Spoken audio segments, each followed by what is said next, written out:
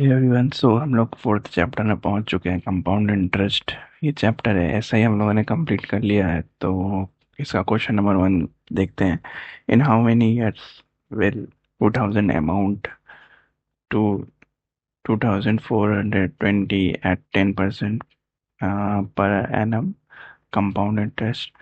ठीक है, तो ऐसे क्वेश्चन में क्या करेंगे, अगर आपको टाइम बचाना है तो क्या करेंगे, हम लोग प्रिंसिपल लिख देंगे, अमाउंट लिख देंगे। ठीक है, 2000, ये कितना है अमाउंट, 2420। ठीक है, अब रेशियो कितना आ रहा है इसका, 100, इसका आ रहा है 1:1। ठीक है, तो रेट ऑफ इंटरेस्ट कितना दिया हुआ है, 10% दिया हुआ है। तो प्रिंसिपल और अमाउंट, पहले साल का कितना होगा, 10 होगा। पहला साल का 10 और 11 का रेशियो होगा। सेकेंड ईयर में क्या होगा, 10 और 11 का ही रेशियो होगा सेकेंड साल में।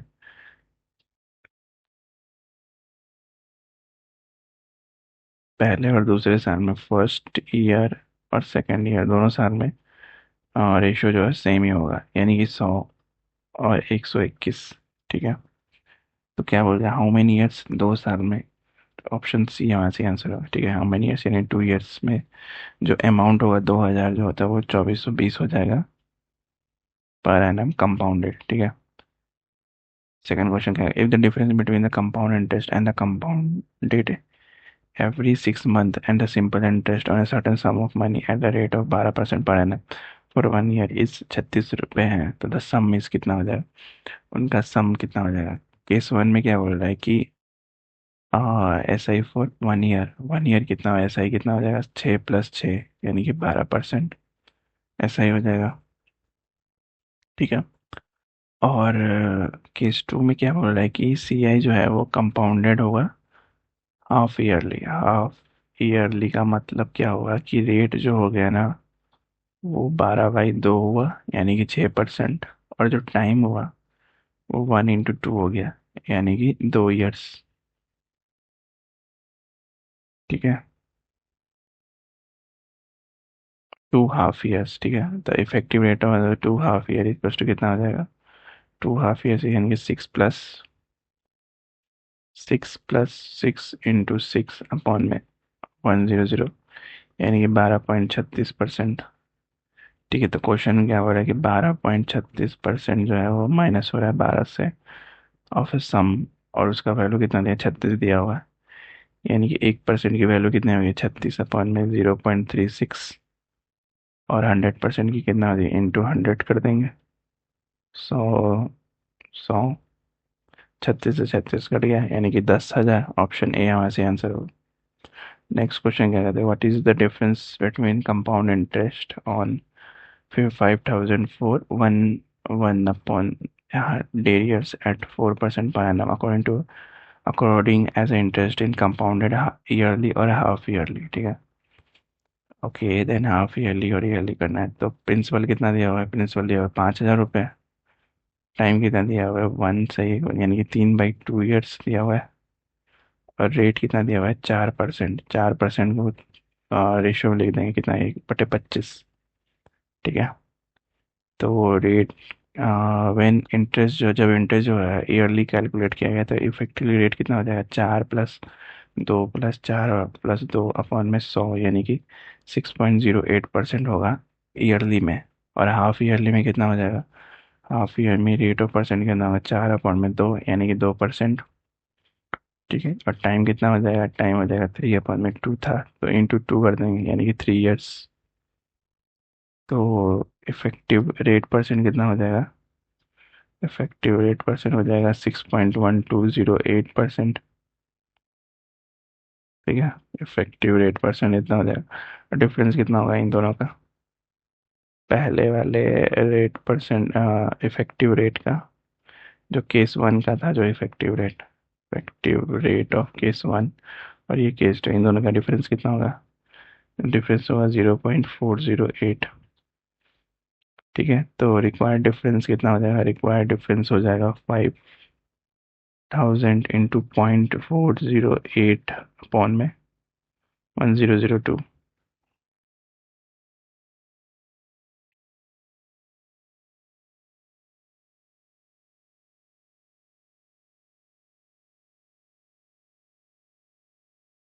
100 होगा, ठीक है।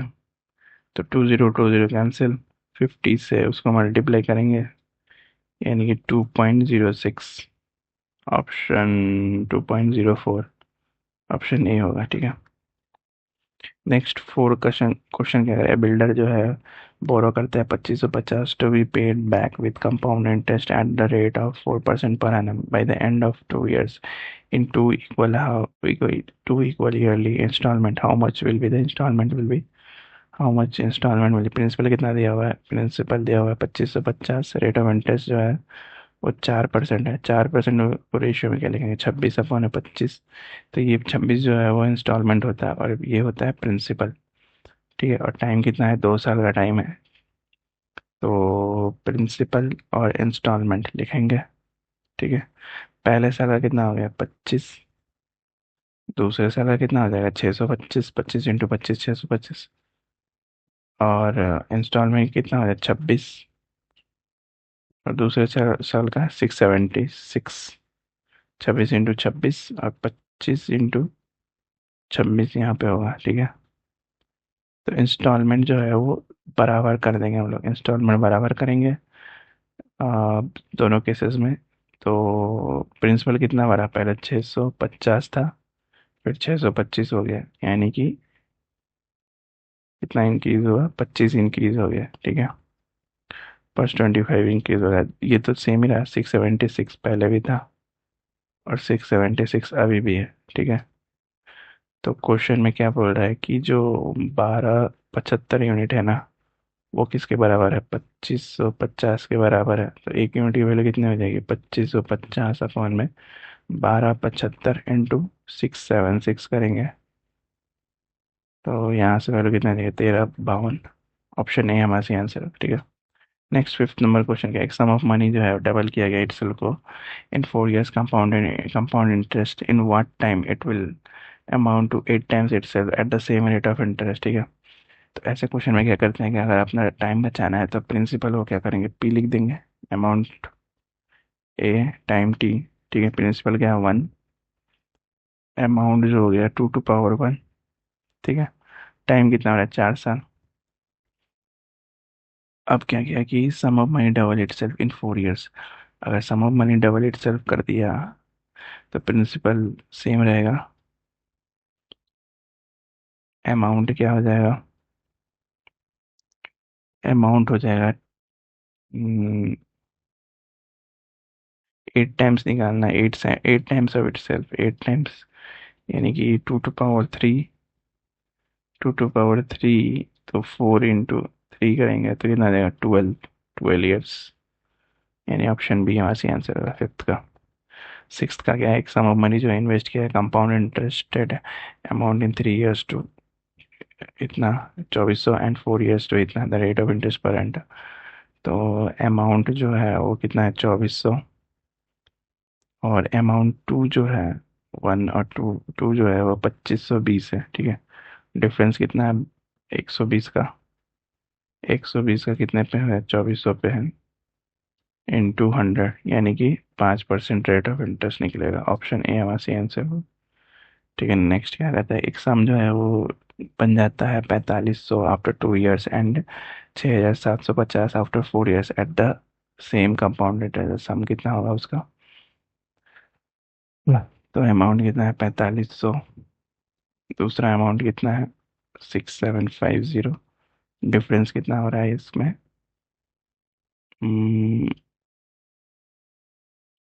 आई थिंक सो डिफरेंस नहीं होगा ये, ठीक है। अब इसका पार्ट वाइज क्वेश्चन बनाते, मतलब केस 1 और केस 2 के हिसाब से क्वेश्चन बनाते हैं। तो केस 1 कितना है, केस 1 कैसे हो जाएगा, P1 + R/100 का पावर स्क्वायर, केस 2 में क्या हो जाएगा P1 + R/100 का स्क्वायर है, ठीक है। अब दोनों इक्वेशन को दूसरे को पहले से डिवाइड कर देंगे, तो 6750 को 4500 से डिवाइड कर देंगे, और यहाँ पे क्या देगा 1 + R/100 का पावर स्क्वायर, 10 10 कैंसिल, 675 और 450, यानी कि 3/2, 3/2 और ये कितना 1 + r/100 का स्क्वायर। तो इक्वेशन ये थर्ड मान लेते हैं। ठीक है, तो क्या करते हैं कि फर्स्ट और सेकंड इक्वेशन से हमें क्या मिलता है,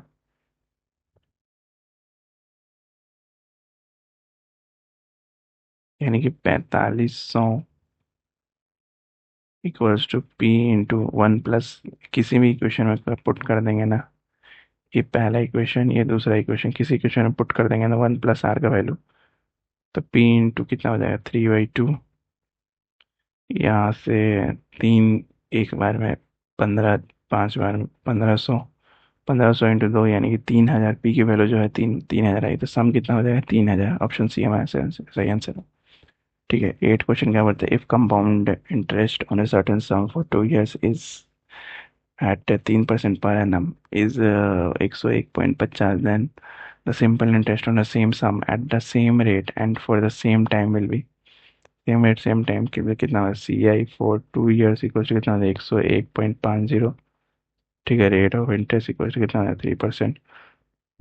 effective rate of percent, 50 rate of CI 2 years के लिए 3 + 3 × 3 / 100, 6.09%।